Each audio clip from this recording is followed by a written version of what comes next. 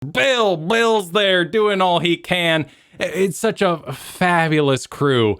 And that is going to be my greatest hurdle for Back 4 Blood is the characters just aren't as lovable. But I also kind of already had that with Left 4 Dead 2. I didn't like those characters nearly as much as Left 4 Dead 1. I forget his name, but in the white suit, dude who made such an impression on me, I don't know his name. Yes, Kyle, tell me all about your favorite character you can't remember the name of from Left 4 Dead 2.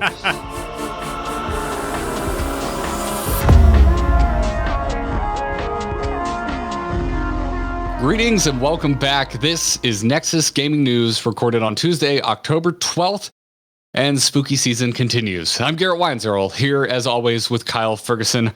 Hey Kyle, did you know that as long as you leave Valve, you're allowed to count to 3? Okay, I'm extremely passionate about this topic. I'm going to go ahead and reveal that. Back 4 Blood or games dying at Valve? Left 4 Dead in general. I didn't realize before we started playing this game, researching Back 4 Blood, how much I cared about Left 4 Dead, which is a lot. I went through a similar thing. Yeah, this game, I was aware that it was coming out, and then I immediately kind of forgot about it and haven't thought about it much. And I really haven't thought about Left 4 Dead much because there hasn't been anything new in Left 4 Dead in a very long time. But when you and I were kind of talking about, after we talked about Choo Choo Charles last week, it just got me in the headspace of horror games or horror themed games. And then I'm like, oh damn, Back 4 Blood comes out literally in a week, when we came out of recording the video about Choo Choo Charles last week. And yeah, it made me realize that Left 4 Dead is like one of my favorite games. And like, I don't think I've really ever come to terms with that or realized that until like the last 7 days. Where so if you're listening to this and you're completely in the dark as to what the hell's going on, the basic breakdown is that Back 4 Blood, numerical number 4, Back 4 Blood, remind you of Left 4 Dead, is a new game from Turtle Rock Studios, and this is the original creators of Left 4 Dead. It is out today. We're recording this on Tuesday, October 12th. It is out today for everyone. Now, if you pre-ordered or you purchased the crazy expensive edition, you could have been playing it, I think, 2 or 3 days early. But it is out today everywhere. And the big thing that I didn't realize and had to go get myself a Steam refund, is that it's on Game Pass for PC, which means I didn't have to pay anything for it, besides, my usual Game Pass sub. So it's kind of a big deal. Left 4 Dead is a much beloved game. And as you and I kind of just talked about, like, it's a game that I have a lot of love for. And I don't think I realized until very recently. Every single Valve gamer, if they even exist anymore, is going to go through a journey when they see this game. They're going to go, what? More Left 4 Dead? The creators of Left 4 Dead? Oh my goodness, I love this. I can't wait to $60. Are you serious for a mod? Wait a minute, it's a standalone game. What's going on? Oh, it's on Game Pass. Yeah, I'll play this. So, as someone who last minute decided I should wait for Game Pass, I totally accidentally bought this before realizing it was on Game Pass. I've only had a chance to play about 2 hours of it with my morning coffee. I will say it was a weirdly relaxing way to start my day. And I think that's like Left 4 Dead always was. To me, Left 4 Dead, the attraction always was like, this is a really solid, fun co-op experience. It's a strategy game. It's something I can play with my friends, and I still like my friends at the end of the day. Which is a really, really important point. And that's where Back 4 Blood is really teetering for me. I'm not sure they've captured that feeling of friendship and the systems that make it the co-op game that Left 4 Dead was. But there's a bit of a story to this game, because Turtle Rock Studios has been on a journey. I would put them in kind of the George Lucas original version kind of storyline. The limitations of Valve and perhaps doing mod games made Left 4 Dead great. Originally a mod for Counter-Strike, and the original creator of Turtle Rock, Chris Ashton, made the mod that became Counter-Strike. So working in the limitations of the time created a great game. Well, so my understanding is that Christian Ashton got on board with Counter-Strike 2.0. I don't believe Ashton is credited as the original creator, but had most of the maps people love is Ashton's handiwork. Okay. But also can we hit the brakes? Oh my God. You said it's a mod of Counter-Strike. What a Russian nesting doll of mods. Cause Counter-Strike's a mod of Half-Life. It's true. And we're going back that far. We're going back to OG Half-Life mod Counter-Strike. When we invoke, the now heads of Turtle Rock Studios, people like Chris Ashton and Phil Robb. That's how long these two have been in this world. And before that, they were working on, I believe, Command and Conquer Red Alert 2. So you want to talk about being in the PC gaming scene for a really long time. So to me, it sounds like it's you. Half-Life mods are something precious. The mod scene developed a lot of our greatest games, many of which are still coming out today. And that limitation, I think, gave birth to great games. Because I'm concerned, Garrett, because when they broke free of Valve, they went off and made a little game called Evolve. And you may have heard of this and not played it, because it was going to be the esports sensation of our time. Yeah, I do not. There is no faster gaming turnoff for me than getting even a whiff that you're chasing the esports dragon too hard. Because that way lies Overwatch, which for me ushered in, without getting into the social difficulties of Blizzard Entertainment, gets into the I'm no longer interested in the games you make side of things of Blizzard Entertainment. I do want to preface that. You forgot about the player at home is my concern when you start chasing esports too hard. But we all did, because it was 2015 and esports was the big buzzword. So it was a product of its time. And in that time product, it had $130 worth of DLC after 4 years in development. It was a super cool idea. One monster, 4 players battling them. Left 4 Dead always had that versus mode. I love the versus campaign mode. I thought that was a beautiful thing.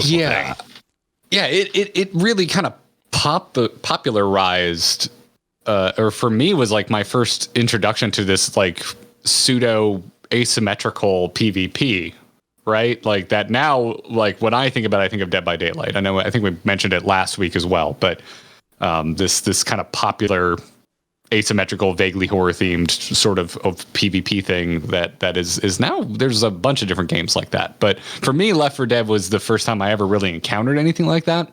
So, yeah. Anyways, I'm not concerned because of Evolve. I started getting hopeful here at the 11th hour as I remembered that Back 4 Blood was a thing that I'm about to be able to play. As a result of Evolve's kind of fizzling and flop, I don't mean to. It sounds mean. I don't mean to be like it flopped. It sucked. It was sort of a flop. It didn't really have any. It didn't have the legs. It didn't really take the competitive gaming world by storm. And to me, that's a good thing. I'm like, cool. You learned the esport lesson that so many other studios have learned, and now you can make a game that I like again. But is it that game you like? It's fundamentally different.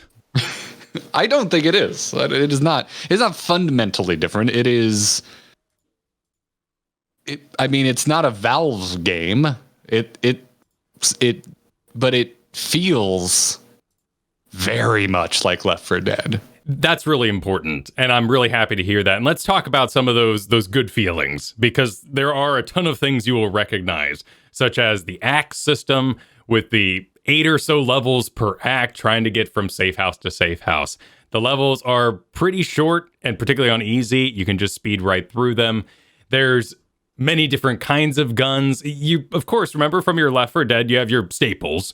But here, there's about 3 guns per staple. 3 types of shotguns, 3 types of pistols, 3 types of rifles, and all that sort of thing. The melee exists, but feels pretty undertuned because the guns are so generous and powerful, and that might be something that immediately divides it from Left 4 Dead for hardcore fans who realized just how long you'd hold on to those melee weapons and how much that pushback gave you. And of course, you have your specialty infected. I don't know. I really enjoyed the bat with the nails in it. It was pretty fun. Nice.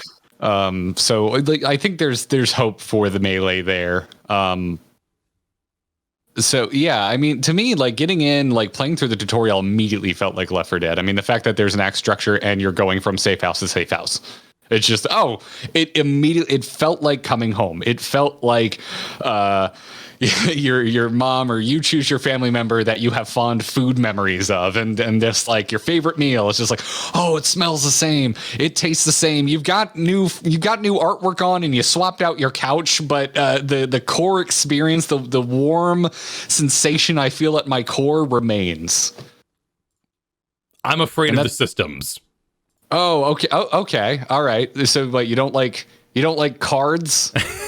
I love cards. I love Slay the Spire. I love Slay the Spire, which is one of the ugliest games I've ever laid eyes upon. And you're mad about cards in your Left 4 Dead sequel? Listen. The card system works in such a way as the affixes from Diablo and Mythic Dungeons in World of Warcraft, which to me highlights that there may be a problem with the core gameplay, and that in its simple, it's not deceptively simple, therefore it's not as much fun as Left 4 Dead was. That you need to place the system on top that gives, a random chance of the zombies' heads exploding and doing acid damage, or you need to augment the maps to have fog in them, which is great and very cool. And I love that on a level-to-level base. I'm just concerned about the randomization being the reason why the game is replayable, rather than the map design and all its intricacies, and the zombies being interesting to kill. And that really struck me, just how jelly-like our blood is here. And Left 4 Dead, while it's really dated, go back and watch some of those zombies get chunked in the meat grinder. Oh, ooh. Maybe 2003 was a different time, but that's brutal. And it's very reactive. And I'm not feeling that base level of system with Back 4 Blood. So you are critiquing the blood graphics? You don't like the blood graphics? Slightly. But here's perhaps something that I'm more legitimate. The specialty infected throughout this game have weak points, a la arcade Jurassic Park games, and I think that. Okay. I mean, a la, you could have chosen anything that was. First of all, how dare you drag my Jurassic Park arcade games? It's great. You shot that T-Rex in the mouth. My quarters. Yeah. So I'm sorry that you have to shoot the right thing. Have you tried aiming? Everything was the right thing in Left 4 Dead. The smokers, the jockeys, the hunters, they were all extremely weak, but that's what made the co-op work, is that everyone had to stay aware, because it wasn't about their weakness. It was about them separating you, getting you in the right moment, dragging you off. And this feels more is very much a thing. Okay. Multiple times I had they call them exploders. So I just keep calling them boomers. Multiple times, those jackasses, they're huge, and they just somehow came out of a corner that I didn't see them, and they exploded all over me. And it's just, that felt exactly like, oh, I got just like I got by boomers in Left 4 Dead. I see it as there's now more variety. Like, because you can still just blast them down. It'll take more bullets if you're not hitting weak points, but that is still very much an option. And so to me, it's not necessarily, I don't see it as a bad thing. I think it is just adding a little bit more variety and, like, in the heat of battle strategy of, okay, can I get an angle where I can hit the weak spot? And also there are more boss-like units. Like I have fought one ogre. I have fought one ogre so far, which is like this big high health enemy that has weak spots, and certain weak spots no longer become weak spots if you hit them too much. Like it had a weak spot in its core, and I was blasting it, and suddenly it just stopped glowing. And I'm like, oh, damn, the weak spot is now only at the top of its back, which is harder to hit. And it's this giant, essentially boss unit that's going to take a while to kill. And so I had to explore the map. It forced me to move. It forced me to try and run this thing around. And there's definitely like this sense that you can get the sense of like the director, if you remember that phrase. Oh, yeah. Left 4 Dead. 1 and 2 of like I was kiting, trying to kite this ogre around and get away from it because it throws projectiles at you. It was like, oh crap, and now other specials have spawned, and it felt like Left 4 Dead, that moment of as soon as you feel like you outsmart the game goes, yeah, I see what you're doing, and I'm going to punish you for it. There's still that sense of shit hitting the fan that was really special to me in Left 4 Dead, and in the short amount of time I've had with Back 4 Blood, it feels like it is very, very much intact. That's really good to hear. My next concern would be weapon rarities.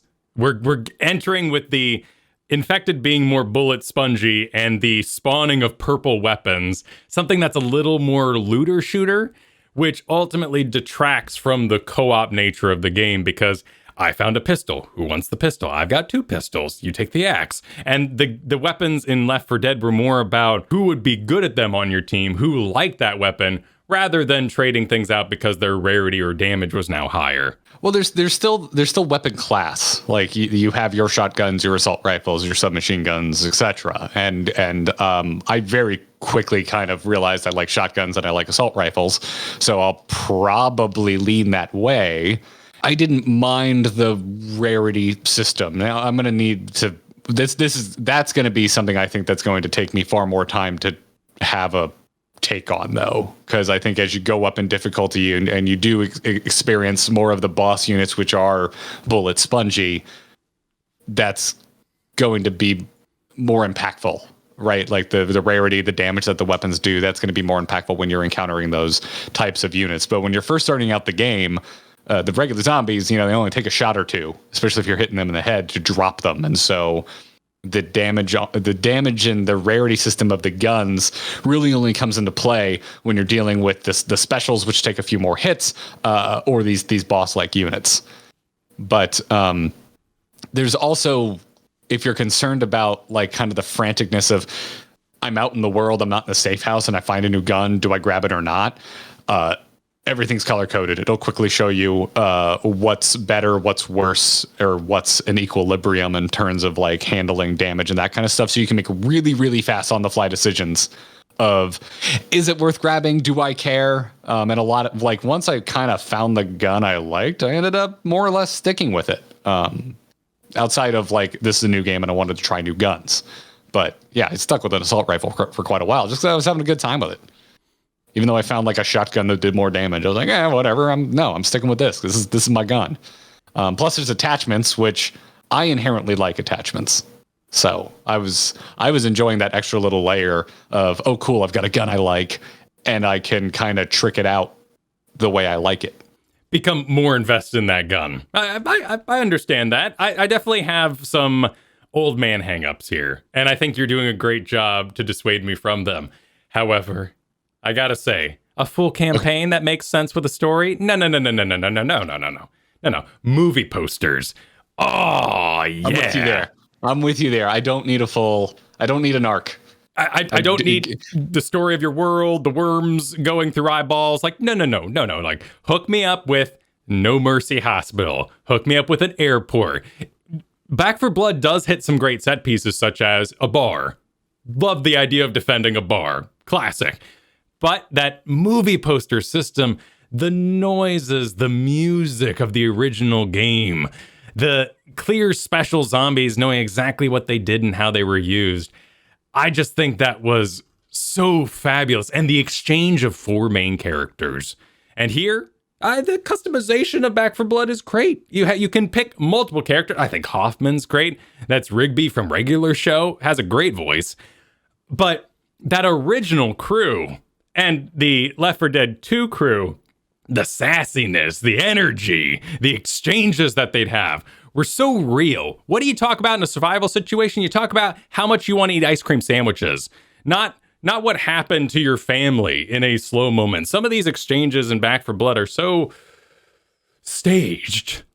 And Left 4 Dead was just so organic. And Lewis, I love, like, the guy's just walking home from work and he just has no combat experience. Bill's there doing all he can.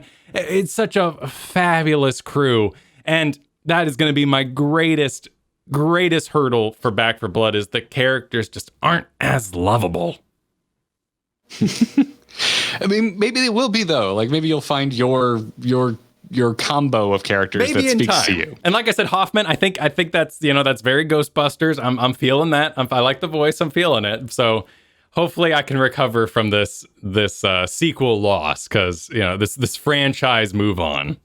Yeah, I mean, I'm with you there, but I also kind of already had that with Left 4 Dead 2. I didn't like those characters nearly as much. Oh, Coach as Left 4 Dead 1. Oh, and then I forget his name, but in the white suit, Dude who made such an impression on me, I don't know his name. Yes, Kyle, tell me all about your favorite character you can't remember the name of from Left 4 Dead 2.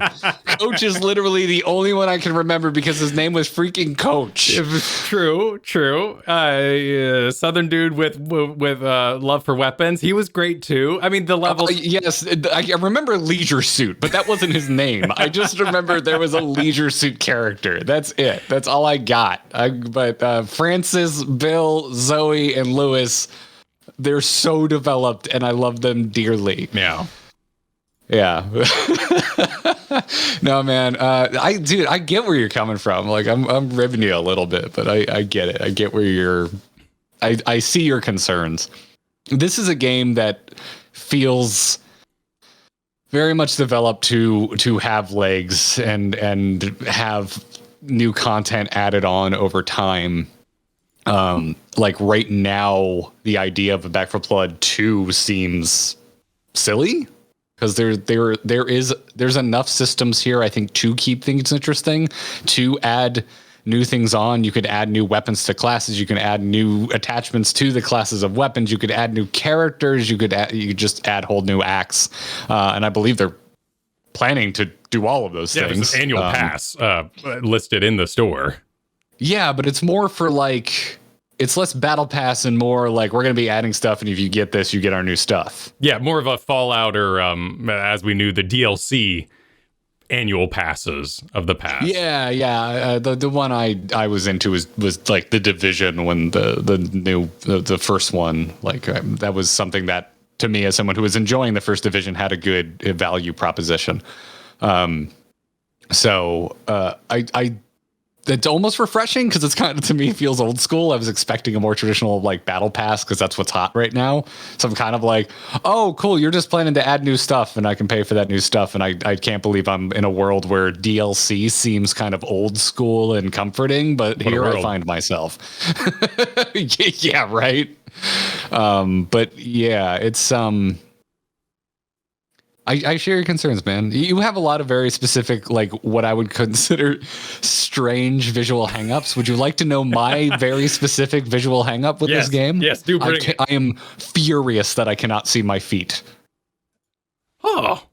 You cannot see your feet, and the amount of times I would use that to make sure I planted myself in the right spot when platforming in the first Left 4 Dead. Okay. It makes me really angry. I hate it when I can't see my feet in first person shooters. Maybe that'll be on the annual pass.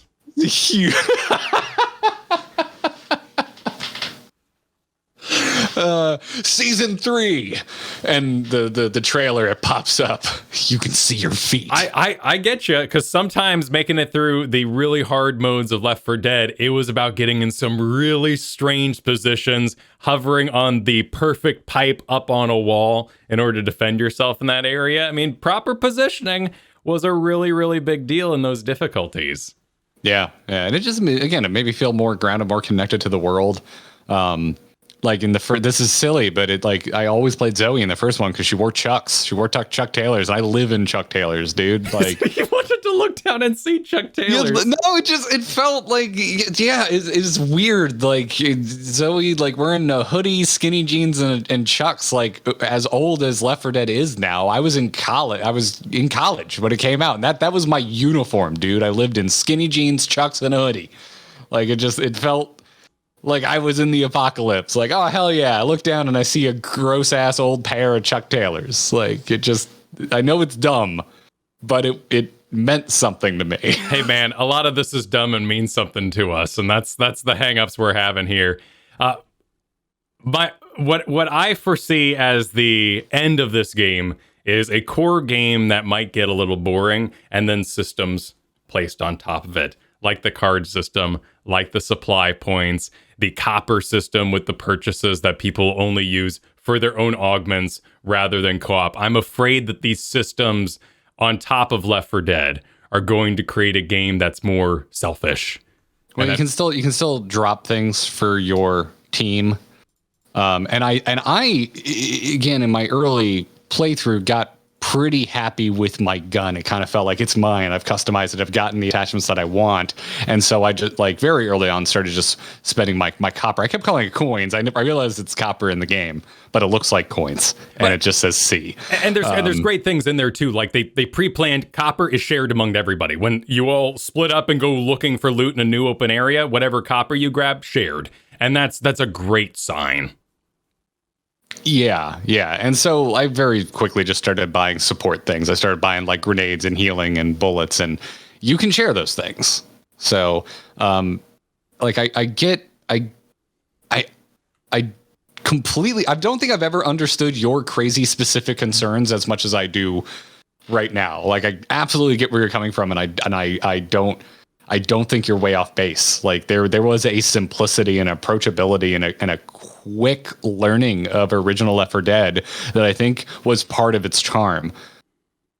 But also, I kind of already understand that stuff. And so having a little bit more to do in my safe house phase is cool. Having a few more decisions out to make in the world with literally every aspect. I find ammo. What kind of ammo is it? I have to consider that. I find a gun, or I find a gun attachment, where is that falling? How does that affect me?